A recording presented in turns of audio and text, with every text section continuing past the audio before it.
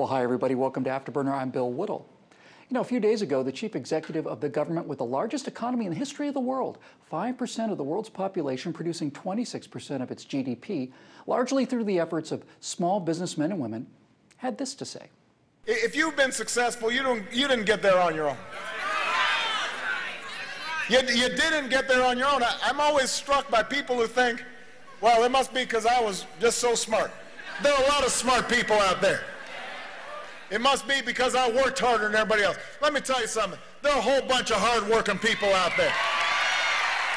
Somebody invested in roads and bridges. If you got a business, you didn't build that. Somebody else made that happen. What do you say to that? I know many Americans were not just insulted by this, they were stunned. They were actually stunned by it. Now, of course, if you're one of those people who've been willing to go to the time and effort to become your own newspaper or TV network and do the digging and fact-checking required to fill the place of a criminally negligent press, then of course you were not surprised at all, were you?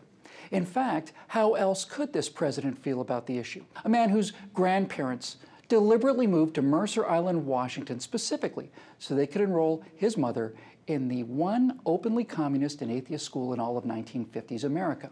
A man whose same grandfather chose communist radical Frank Marshall Davis to be his spiritual and political mentor. A man whose political career started in the living room of Marxist terrorist Bill Ayers, and so on, and so on, and so on. So all of that "your business belongs to the workers" drivel is not only not news to those of us who know just who and what Barack Obama really is, it's actually inevitable when you think about it. He was raised by feral Marxists out in the wild. It's all he knows.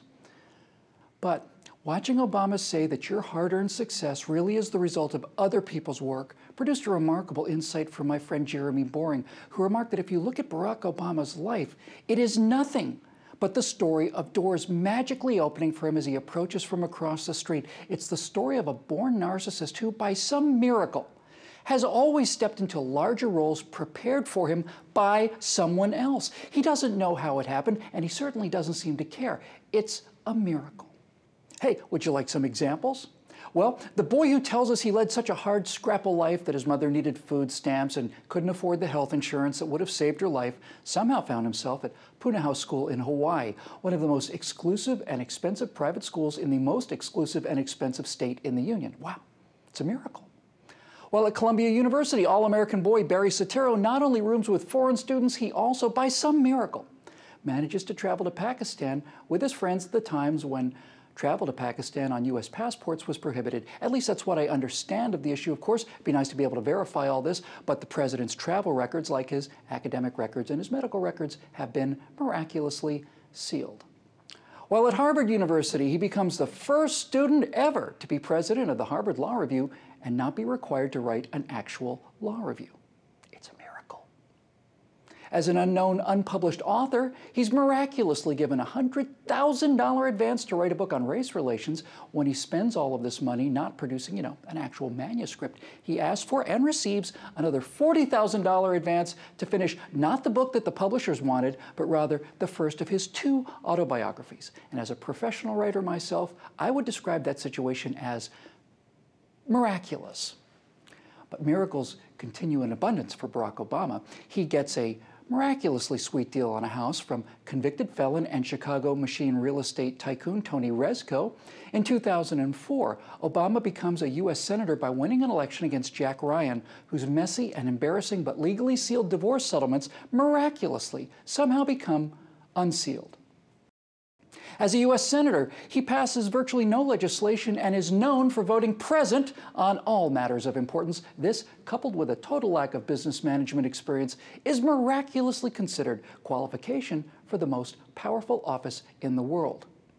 He attends Reverend Wright's Marxist, anti-American, anti-white, hate-filled church for 20 years, and yet, miraculously, he's absent on the days when Wright preaches against capitalism, American culpability, and white privilege.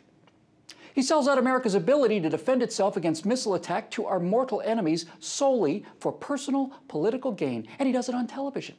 And instead of it being called treason, because that is the definition of treason, he taps a microphone the next day and says, "Is this thing on?" And everybody smiles and laughs, and it's a living, breathing miracle.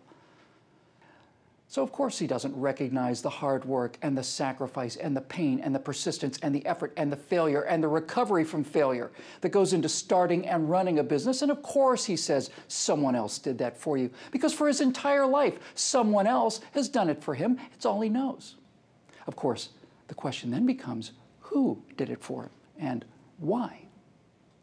You know, if we had a free press, someone would be trying to find the answers to these questions, but some miracles, it seems, are just too large for this world